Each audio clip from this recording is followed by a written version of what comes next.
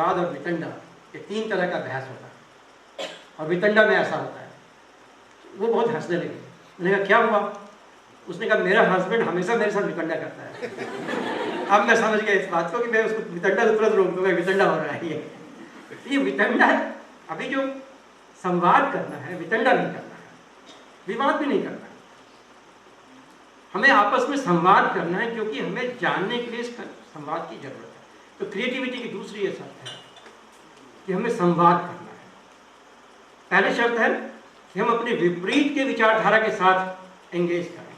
और कैसे एंगेज करें? तो संवाद करें। जितना भी इंफॉर्मेशन जमा करते उन इंफॉर्मेशन को इस संवाद के प्रोसेस में लाएं।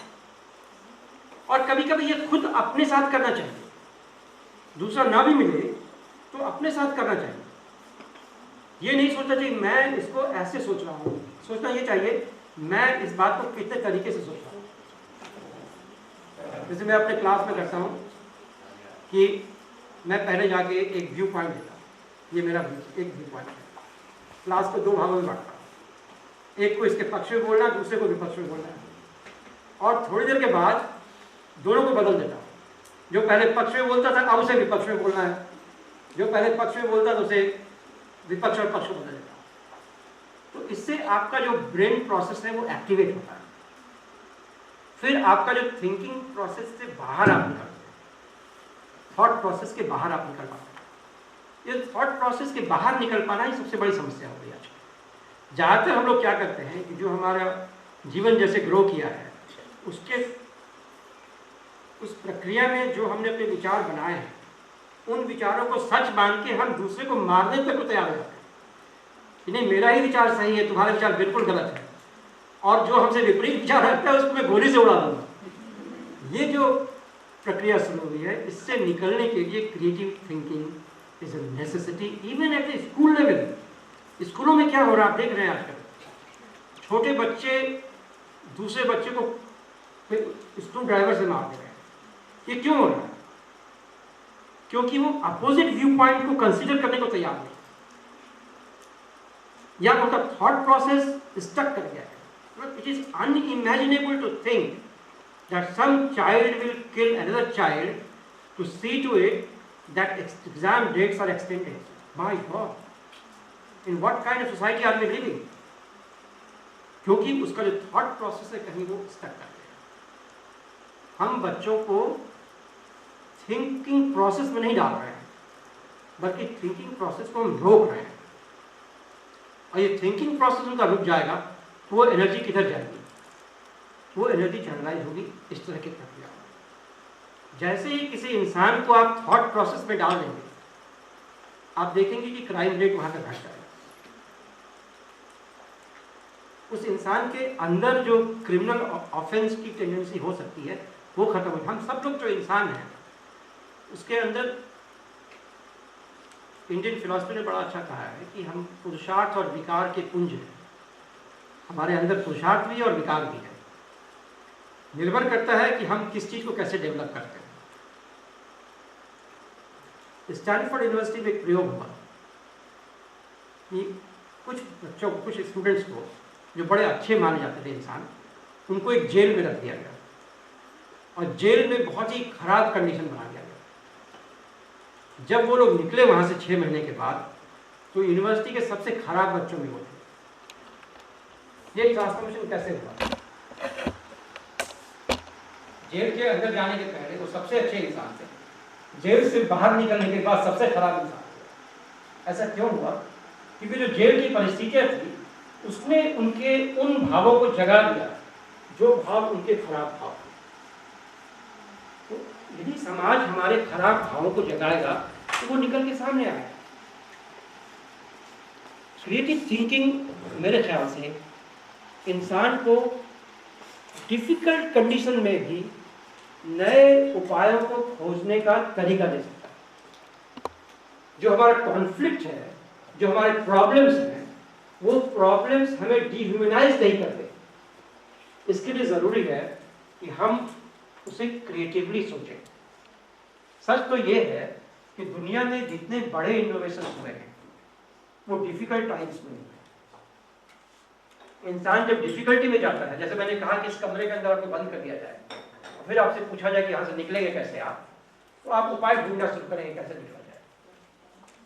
तो जब आप डिफिकल्ट टाइम्स में होंगे तो उसमें दो उपाय हैं कि आप हत्या कर लें, दूसरे को मार डालें, या फिर क्रिएटिवली कोई नया उपाय ढूंढें। अभी जो हमारा एजुकेशन सिस्टम है उसमें नया उपाय ढूंढने की बात हम नहीं कर पाते। It is a difficult time for me what to do.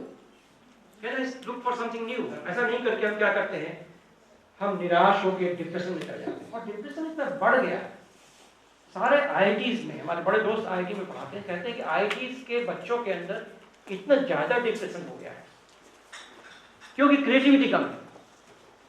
यदि वो क्रिएटिव थिंकिंग करें तो मेरे ख्याल से इस डिप्रेशन से निकल सकते हैं। तो dialogue, engaging in a meaningful dialogue is very important। और एक चीज है जो हमारी सभ्यता का पार्ट है, वो है contemplation and meditation। हमारे यहाँ कहा जाता था गांव में कि पढ़ने का, ज्ञान का 3 स्टेज है, पढ़ना, गुनना और गढ़ना। आई डोंट नो आपके गांव में ऐसा कहा जाता है, पढ़ना, गुनना और गढ़ना। पढ़ना means collecting information. Gunana is contemplation. On the information, what do you do? How do you handle the information? And that is where India has very interesting technique of doing that. ये जो पूरा शांत philosophy है वो यही बताता है कि हम अपने कॉन्शियसनेस के बारे में कैसे कॉन्शियस हो सकते हैं। यदि हम अपने कॉन्शियसनेस के बारे में कॉन्शियस होने लगे तो हमारा आधा प्रॉब्लम खत्म हो जाएगा। मेरे कुछ रशियन दोस्त थे, मैंने पूछा कि क्या आप लोगों ने कभी मेडिटेशन किया है? उन्होंने कहा मेडिटेशन के बारे में कोई आइडिया ही नहीं है, हम जानते ही नहीं। मैं अक्सर अपने स्टूडेंट से कहता हूँ यदि पैसे की जरूरत पड़े सबसे आसान तरीका यह है कि थोड़ा बहुत मेडिटेशन टेक्निक सीखो और यूरोप चले जाओ। वहाँ के लोगों का प्रॉब्लम क्या हुआ है कि जब वहाँ विज्ञान का विकास हुआ तो विज्ञान के विकास के दरमियान बॉडी के बारे में उन्होंने पूरा ज्ञान प्राप्त कर लिया। बॉडी के अंदर जा जाके छोटे छोटी चीज़ों का भी ज्ञान प्राप्त कर लिया, लेकिन माइंड के बारे में उनको बहुत कम आइडिया, बहुत कम आइडिया माइंड का। अभी मैं एक उपन्यास पढ़ रहा था, फ्रेंच उपन्यास, अभी भी आया। वो कहता है कि सबसे बड़ी परेशानी फ्रांस की ये हो गई है कि वो जीनोम एडिटिंग तो कर सकता है। जीनोम एडिटिंग क्या होता है कि आपका जो जेनेटिक कोड है उसको एडिट करने का टेक्निक होता है। तो आपकी मान लीजिए लंबाई, आपके बच्चे की लंबाई बढ़ानी है, वो बढ़ाया जा सकता है। आपका कुछ भी परिवर्तन करना है आपके अंदर, तो आपके कोड के साथ एडिटिंग करके आपके अंदर परिवर्तन किया जा सकता है। ये टेक्निक अब जीनोम मैपिंग कहते हैं इसको, ये आ गया। उस उपन्यास का जो मुख्य पात्र है वो जीनोम साइंटिस्ट है और वो एक ऐसा टेक्निक निकालता है जिससे कि इंसान में परिवर्तन लाया जा सकता है। लेकिन जब वो सब कुछ निकाल लेता है फिर वो गायब हो जाता है। तो लोग कहते हैं कहाँ गायब हो गया? तो कहते हैं कि वो बुद्धिज्म के लिए चला गया तिब्बत में। What does that mean? उसने कहा कि ये तमाम जो बॉडी के बारे में जानकारी प्राप्त की है वो कर लो, लेकिन असली प्रॉब्लम ये है कि आपका माइंड यदि नहीं ठीक से रन करेगा ये सारी चीज़ें उल्टी हो सकती हैं। ये जो ह्यूमन क्रिएटिविटी की चीज़ है, जो मेडिटेशन है, जो रिफ्लेक्सिविटी आपका ग्रो करवाता है, जो कंटेम्पलेशन आपकी इंफॉर्मेशन के ऊपर है, मुझे लगता है वो बहुत ज़रूरी है। हमारे विद्यालयों में और विश्वविद्यालयों में भी क्या चल रहा है कि आप इंफॉर्मेशन ठूस दो उनके अंदर, जितना हो सके इंफॉर्मेशन दे दें, उसी को नॉलेज मान लेते हैं। और फिर आप उसका जब एग्जाम देते हैं उसमें क्या पूछते हैं कि क्या आप इंफॉर्मेशन को रिप्रोड्यूस कर सकते हो? इसमें क्या करना है? अब आज के बच्चे उसको बहुत इरेलीवेंट मानते हैं क्योंकि इंफॉर्मेशन तो सारा है, इंफॉर्मेशन है, उसकी जरूरत क्या है? ज्यादा जरूरत इस बात की है कि जब मुझे कोई इंफॉर्मेशन चाहिए मैं उससे ले सकता हूँ, उस इंफॉर्मेशन को प्रोसेस कैसे किया जाए। और उसके लिए जो एब्स्ट्रैक्शन की जरूरत है, जो कंटेम्पलेशन की जरूरत है, वो मुझे लगता है कि बड़ी खास बात है। इसलिए ये अमेरिकन सिस्टम में आप देखेंगे वो लोग भी अभी इनोवेशन कर रहे हैं, टीचिंग में बड़ा इनोवेशन कर रहे हैं। दो महत्वपूर्ण इनोवेशन कर रहे हैं। एक ग्रुप फंक्शनिंग कैसे हो। उनका इतना इंडिविजुअल सब हो गया है कि ग्रुप में काम नहीं कर पा रहा। कोई भी बड़ा प्रोजेक्ट आप अकेले नहीं कर सकते, आपको एक ग्रुप बनाना पड़ेगा। और ग्रुप में भी आप स्वार्थी हो गए तो ग्रुप चल नहीं सकता, सेल्फिश हो गए तो ग्रुप चल नहीं सकता। तो एक ग्रुप को चलाने के लिए सेल्फलेसली कैसे आप मैनेज करेंगे, ये उनके एजुकेशन सिस्टम के लिए एक बड़ा चैलेंज अभी बना हुआ, उसको ट्राई कर रहे हैं। दूसरी बड़ी बात वो यही ट्राई कर रहे हैं कि कॉन्टेम्पलेट कैसे करें, क्योंकि बेचैन आत्मा यदि उनकी है तो वो इंफॉर्मेशन को प्रोसेस नहीं कर पाएगा। इंफॉर्मेशन को प्रोसेस करना उनका एक बड़ा काम। और तीसरी बात है फ्लेक्सिबिलिटी, कि आपका माइंड कितना फ्लेक्सिबल है, रिजिड नहीं हो जाए किसी बात। यदि वो रिजिड हो जाता है तो फिर आप नए नॉलेज को, चेंजिंग नॉलेज को एक्वायर नहीं कर पाते। लोग कहते हैं कि 30s के बाद ह्यूमन माइंड जो है वो रिजिड होने लगता है,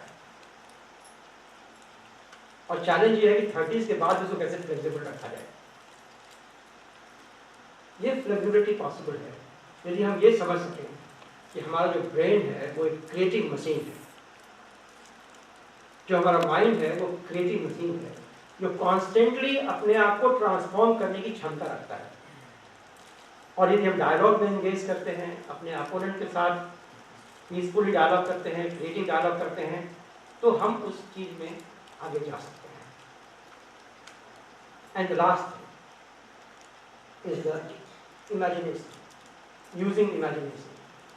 कुछ दिन पहले की बात है, स्वीडन से एक प्रोफेसर आए इंडिया, वहाँ के मंत्री, कल्चरल मिनिस्टर ने उनको इंडिया भेजा था, और उन्होंने हम लोग को फ़ोन किया कि हम इस ग्रुप से मिलना चाहते हैं। मुझे टाइम बता दीजिए जब ख़त्म करने का होगा, तो मैं तो इसमें बोलता ही नहीं सकता हूँ। तो जो कल्चरल ग्रुप था, जो मिनिस्टर थे, जो प्रोफेसर थे, उन्होंने हमसे कहा कि हम मिलना चाहते हैं। हम लोगों ने लंच की मीटिंग फिक्स हुई।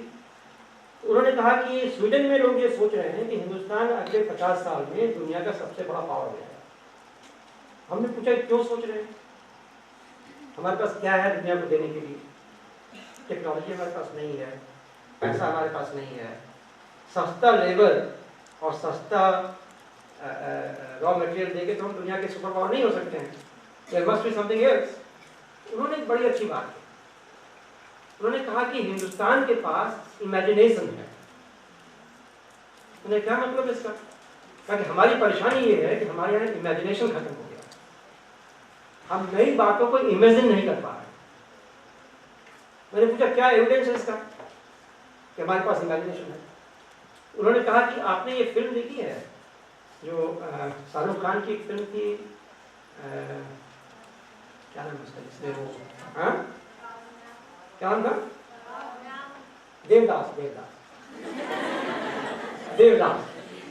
मैंने कहा देवदास में क्या खास बात है? मैंने कहा उससे कलर इमेजिनेशन देखो, आप सिर्फ कलर इमेजिनेशन देखो। आप कोई भी यूरोपियन फिल्म देखो कहीं से उठा के, और देवदास को देखो, दोनों के बीच में जो कलर का इमेजिनेशन किया गया उसमें कितना फर्क है। वेस्टर्न वर्ल्ड का कलर इमेजिनेशन खत्म हो गया, उनके यहाँ एक ही तरह की सब चीजें हो गई। जब जैसे चंडीगढ़ बनाया है, हम तो कंफ्यूज हो जाते हैं चंडीगढ़ में कि जाना किधर है। तो बड़ा अच्छा सिटी है, very nice city, but it looks the same everywhere. There is hardly any difference. I mean, you can only move by looking at the path or sector. The way in the schools, you have only one dress. So, all people are same, whereas they are very different. मेरा बस चले तो मैं school dress खत्म कर दूं।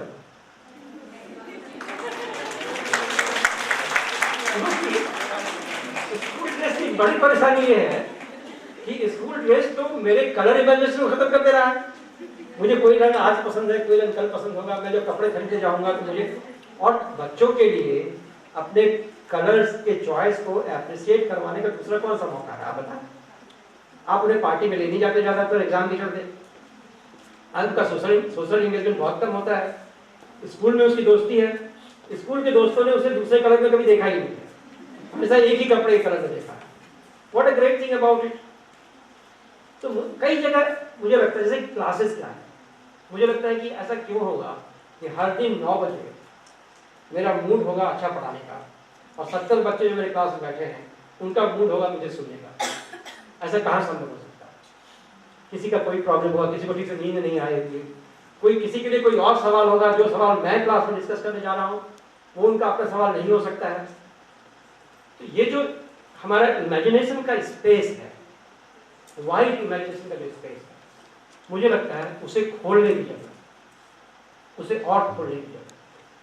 Schools and colleges should not remain center for delivery of information. And for information there are many things. In fact अब तो ये होने जा रहा है कि टीचर्स जो इंफॉर्मेशन डिलीवर करते हैं उनको कंप्यूटर रिप्लेस कर देगा। Information can be delivered by computers. There is no problem. What cannot be delivered by the computer is the emotion, is the engagement, is a dialogue. तो नए तरह का जो क्रिएटिव स्पेस हमें क्रिएट करना चाहिए एजुकेशनल इंस्टीट्यूशंस में, वहाँ emotional engagement and creative dialogue का स्पेस क्रिएट करना चाहिए। हमारी इमेजिनेशन को वाइड करने का मौका देना चाहिए। मेरी एक दोस्त बता रही थी कि वो गई बंगाल में गई थी, उनके हस्बैंड वहाँ पुलिस ऑफिसर थे और ये मेरी दोस्त मेरे साथ पढ़ती थी, वो उनके साथ गई हुई थी। तो जब वो किसी काम में चले गए तो ये ऐसे घूम रहे थे, वहाँ पे सड़क पे घूम रही थी, 3-4 बच्चे मिल गए, उनसे ये बात करने लगे। तो मजाक ऐसे ही पूछा उन्होंने कि भाई आप क्या करना चाहते हो, आगे क्या करोगे? एक बच्चे ने कहा मैं तो नासा जाना चाहता हूँ, एक ने कहा मैं IIT जाना चाहता हूँ, एक ने कहा मैं IIM जाना चाहता हूँ। तो ये थोड़ा आश्चर्यचकित थे उनके कपड़ों को देखकर, ये तो बच्चे बड़े साधारण कपड़े में दिख रहे हैं, चप्पल भी पाँव में नहीं है, और ये नासा भी जानते हैं, IIT भी जानते हैं। पूछा भाई कौन हो तुम लोग, कहाँ से आ रहे हो, क्या है? तो मालूम हुआ कि 3 लेडी टीचर्स जो वहाँ कॉलेज में पढ़ाती थी, वो तीनों एक साथ ही रहती थी, और तीनों ने अपने सैलरी से कुछ बच्चों को ट्रेन करना शुरू किया था। और कॉन्शियसली उन्होंने उनके ड्रेस में कोई चेंज नहीं किया, उनके लाइफ स्टाइल में कोई चेंज नहीं किया, सिर्फ एक काम किया। वो काम किया था कि उनके इमेजिनेशन को बढ़ा दिया। उनके इमेजिनेशन में ये बात डाल दी कि तुम भी नासा जा सकते हो, नासा ये चीज़ है, वहाँ ऐसा होता है। कुछ फिल्में उन्हें नासा के लोगों को दिखा दी कि देखो ऐसा कर सकते हो और तुम वहाँ जा सकते हो। सिर्फ इस बात से जब उसने और इन्वेस्टिगेट किया, पता किया क्या हो रहा है, तो पता चला वहाँ से ऑलरेडी उस ग्रुप से, कोई स्कूल नहीं था वो एक ग्रुप था, उस ग्रुप से 10 बच्चे IIT जा चुके थे। So it was not an impossible thing for the children to think that they want to go to IIT or NASA. I think the biggest issue here is to raise the imagination of the people that you can do something. मेरे कई ऐसे students हैं, जैसे मैं पूछता हूँ कि तुम क्या करना चाहते हो, जब मैं शुरू करता हूँ पढ़ाना, वो कहते हैं कि मैं कहीं क्लर्क बनना चाहता हूँ, मैं कहीं, खासकर जब मैं कॉलेज में पढ़ाता था, मैं कहीं SHO लगना चाहता हूँ। जब निकलते हैं कॉलेज से फिर मैं पूछता हूँ अब क्या करना चाहते हो, और मैं अपना असेसमेंट इस बात से करता हूँ कि उसके इमेजिनेशन में फर्क कितना आया। कोई नौकरी छोटी नहीं होती है, लेकिन इसका इमेजिनेशन कितना एक्सपैंड है, ये बहुत मुझे लगता है कि इम्पॉर्टेंट एस्पेक्ट है क्रिएटिविटी का। यदि आपने किसी के इमेजिनेशन को बढ़ा दिया, वो क्रिएटिविटी उसके अंदर से अपने आप एक्टिव हो जाती है, फिर वो क्रिएटिव थिंकिंग शुरू करता है। Now as a teacher, how would you like to be creative? What is the best way of being creative? मेरे एक टीचर, जब मैंने जॉब ज्वाइन किया तो मैंने अपने गुरुजी को फ़ोन किया कि मैं अब नौकरी ज्वाइन करना चाह रहा हूँ, कोई सूत्रवाद करना दे दीजिए मुझे। मेरे गुरुदेव यहीं से हुआ करते थे, पंजाब से, प्रोफेसर रणधीर सिंह, आपने उनका नाम सुना है कि नहीं? उनका प्रोफेसर रणधीर सिंह बड़े फ्रीडम फाइटर थे उस ज़माने में, लाहौर में हुआ करते थे, लाहौर से यहाँ आए थे। और रणधीर सिंह और विजम साहनी, ये 2 दोस्त हुआ करते थे, ये दोनों एक ही कॉलेज में पढ़ाते थे, जिस कॉलेज में मैं भी पढ़ाता था।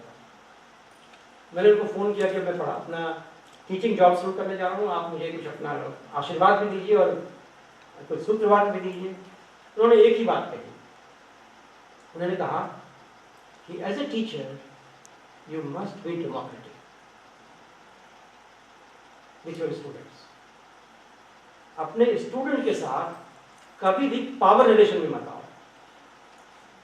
अपने स्टूडेंट के साथ हमेशा फ्रेंडली रिलेशन में आओ, क्योंकि जिस काम में तुम लगने जा रहे हो वो काम क्रिएटिविटी का है, और power is always against creativity. Power never goes with creativity. जैसे ही आप सबऑर्डिनेट रिलेशनशिप में आ जाएंगे, मास्टर स्लेव रिलेशनशिप में आ जाएंगे, आपकी क्रिएटिविटी खत्म हो जाएगी। आपके ऊपर एक बॉस बैठा हो, ये कहता है कि ये करना है, ऐसे करना है, ऐसे करना है, आपका अपना माइंड काम करना पड़ता है। Have confidence on your people, let them commit mistakes, let them learn from their mistakes, but be democratic.